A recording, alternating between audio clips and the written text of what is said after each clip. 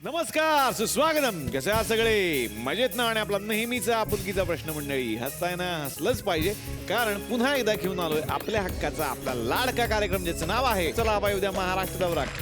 आता येणार आहे स्पृहा तुझ्याकडे.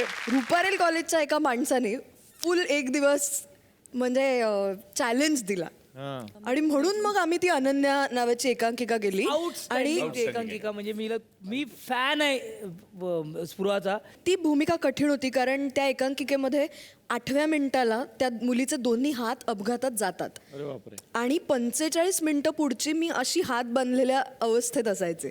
पायानी 2 टाईप करताना दिसते, पुढच्या क्षणी ती तुम्हाला पायानी जेवताना दिसते चमचा उचलून, पुढच्या मॉन्टाजमध्ये पेन उचलून त्याने लिहिताना दिसते, त्याच्या पुढच्या मॉन्टाजमध्ये असे हाताने पाणी पिताना दिसते. अशा खूप ॲक्टिव्हिटीज होत्या.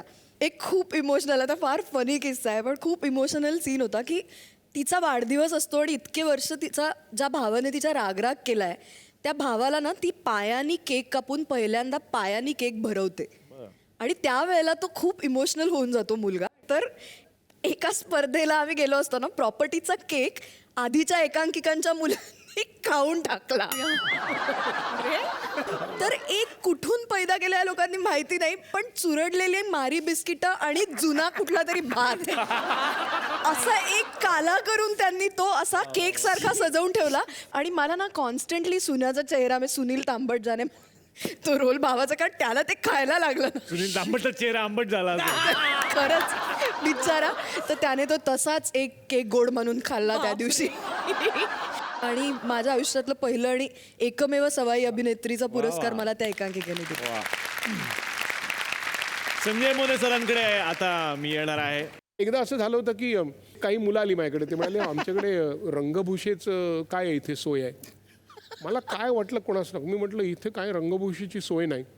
अहो असं कसं, एकांकिका स्पर्धा आहे, सोय कशी नाही? नाही म्हटलं, इकडे ते विद्यार्थ्यांच्या नैपुण्यावर सगळं ठरतं. ते म्हणले पण आमचं जरा समस्या वेगळी आहे, आमच्याकडे ना असे यम, शंकर, नंदी असे लोक आहेत. म्हटलं नाही, तुम्हाला मग ते मेकअप करून यायला लागणार तिथून. तुमचं कॉलेज कुठलं? ते लांबचं कॉलेज होतं कुठलं तरी, देवनार बिवनार असं कुठलं तरी. मी आपला परत दुसऱ्याशी गेलो, आता काय होतं आहे बघायला.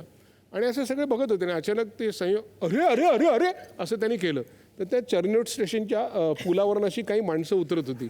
प्रत्येकाच्या हातामध्ये एक प्लास्टिकचा कागद, काही काळे पूर्ण रंगलेले, वाघाचं कातड घातलेले, गळ्यात माळा, शंकर, त्याच्यामध्ये कसं करवंटी प्लास्टिकचे, त्याच्यात ती गंगा पडते, असे 10-12 जण असे सगळे असे करत यम बीम रेड्याचे मुकुट घालून सगळे बसमध्ये बसून, ते खाली लागू नये म्हणून ते प्लॅस्टिकचा कागद घालून सगळे असे त्या 90 नंबरच्या बसमधून कुठून तरी आले.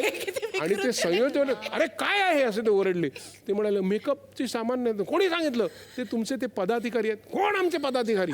संजय असं म्हणतो ओरडला. तर मी झालो.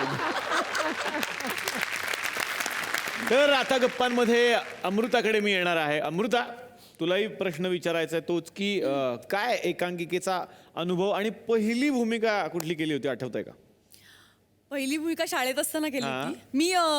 नाटकाच्या शेवटी यायचे आणि मी इन्स्पेक्टर होते आणि तुम्हाला अटक करण्यात येत आहे, एवढेच माझी खरं तर. त्याच्यानंतर एकांकिका म्हणशील तर पुरुषोत्तम करंडक, म्हणजे मगाशी सिद्धू म्हणाला त्याच्या कॉलेजचं नाव घेऊन, तसं मला असं वाटतं की SP कॉलेज आणि पुरुषोत्तम होतं म्हणून आम्ही इथे आहोत आत्ता, असं माझ्यासारख्या अनेक कलाकार म्हणतील. तर मला जेव्हा नाटक करायचं होतं तेव्हा आमच्याच कॉलेजमधल्या एका गुंडाला ही एकांकिका करायची होती पुरुषोत्तम करंडकमध्ये. तर तुला आठवतंय? आणि तर त्याचा फोन होता आणि तो मला म्हणाला मला एकांकिका करायची होती, तू आपल्याला करू नाही दिली ना? ठीक आहे ना, आता बघतो ना तुझी एकांकिका कशी होते, बघतो ना मी. नाही काय आहे, आता पडदा उघडाल ना, टंबाटा घेऊन बसवलीत लोक, तिथं अंडी घेऊन लोक बसवलेली आहेत आणि बाटल्या नाही फुटल्या, कशी होत्या तुझी एकांकिका बघतो मी. तर असं त्याचा आवाज मला एकदम हातपाय कापायला लागले. तेव्हाच एक वय असतं रे, आणि असं मला असं वाटलं की काय वाटेल ते झालं तरी. तर मी माझ्या 2 ज्या स्त्री कलाकार म्हणजे मानसी पिंपळे आणि मृणालिनी पेंडसे, तर मी त्यांना म्हणलं टोमॅटो जरी आला ना तोंडावर, अंड आला तरी अंड बाजूला करून डायलॉग बोलायचा आहे, कळलं ना? एकांकिका पडता कामा नाही, एकांकिका पडता नाही का मग वगैरे, असं मला एकदम डोळे माझे भरून आले होते. आणि त्या पण ठीक आहे, मी टर्फल बाजूला करून डायलॉग पण ते एक वय असतं ना जेव्हा आपल्याला असं सगळं वाटत असतं. आणि प्रत्येक प्रेक्षकाच्या शेजारी महाराष्ट्र कोलोपासकचा एक खंदा कार्यकर्ता उभा. म्हणजे जितकी लोक बसली होती ना तितकीच लोक उभी होती. अरे बाप आणि पहिलं काहीतरी सुरू झाल्यावर कोणीतरी असं काहीतरी करायला, म्हणजे एकांकिका पाडणे असं काहीतरी करायला गेल्यावर मला प्रसाद वनारसेचा आवाज आला, कोण आहे रे, कोण आहे तिकडे. आणि त्याच्यानंतर पिनड्रॉप सायलेन्स होता आणि एकांकिका खूप छान झाली. वा. आता येणार आहे संतोष पवार यांच्याकडे. सबकुच संतोष पवार असं नेहमीच जाहिरातीमध्ये आम्ही वाचतो. एकांकिकांच्या काळात सुद्धा तसंच होतं आणि असणार, त्याबद्दल तुम्हाला विचारायचं. पण हे सबकुच कधी कधी माझ्या अंगाशी पण आले. एक लहान मुलांची एकांकिका बसवली होती मी, प्रेमाला उपमा नाही म्हणून. एक गाव असतं, त्या गावातली मुलं असतात आणि त्या गावात प्रचंड सिनेमाचा पगडा असतो. तर शाळेतली मुलं पण एकमेकांच्या कंपनीला प्रेम समजायला लागतात. दुसरी मुलगी पण यावर प्रेम करत असते आणि तो तिच्यावर खेळतो, हिच्यावर खेळत नाही म्हणून टीम जीव देते वगैरे वगैरे. आणि मग ती मुलं प्रचंड रडतात वगैरे.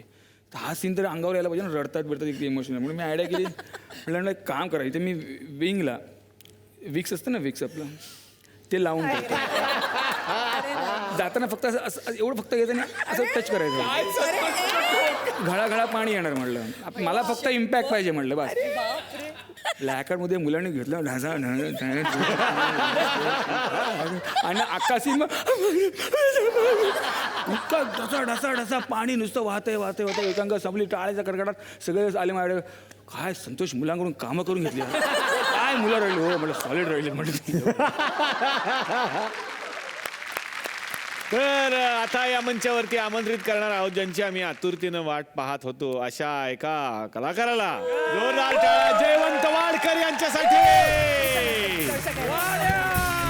ओहो.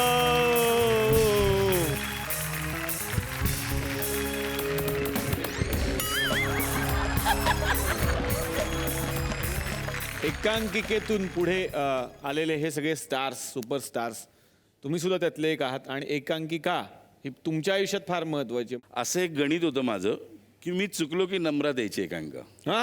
येस, हे हिट आहे. हा हिट आहे, खरंच आहे. म्हणजे संतोषला वगैरे माहिती आहे, मोनेला माहिती आहे. मी चुकलो की नम्रात सेम. नेहमी कधी प्रवीण मी चुकलो की नम्रात. आमचं पण सेम आहे. भाऊ विसरला की TRP. आणि मला नेहमी सावरणारा म्हणजे प्रदीप पटवर्धन. ऑलवेज आम्ही दोघं एकत्र असल्यामुळे नेहमी मी जिथे गेलोय तिथून परत आणणं अमुक तमुक ते प्रदीप पटवर्धन करायचा. आणि मी कोळी असल्यामुळे बाकी रोज डबे घरून यायचे माझ्या. हा, ते खूप आठवणी आहेत. म्हणजे आमच्याकडे 8 ठोकळे होते बनवलेले. त्या ठोकळ्यांचा सेट असायचा, कारण का ते आमच्याकडे असायचे म्हणून. आणि ते ठोकळे अक्षरशः आम्ही गिरगाव चौपाटीत माझ्याकडे तिथे असायचे. तिथून हातगाडीवर, तर रफीची हातगाडी, त्याला हातगाडीवर बसवायचो. प्रदीप पटवर्धन, प्रशांत दामले, मी, आम्ही धक्के मारत ती जिथे असेल तिथे घेऊन जायचो. तर ग्रेट. ते अनुभव खरंच ग्रेट आहे.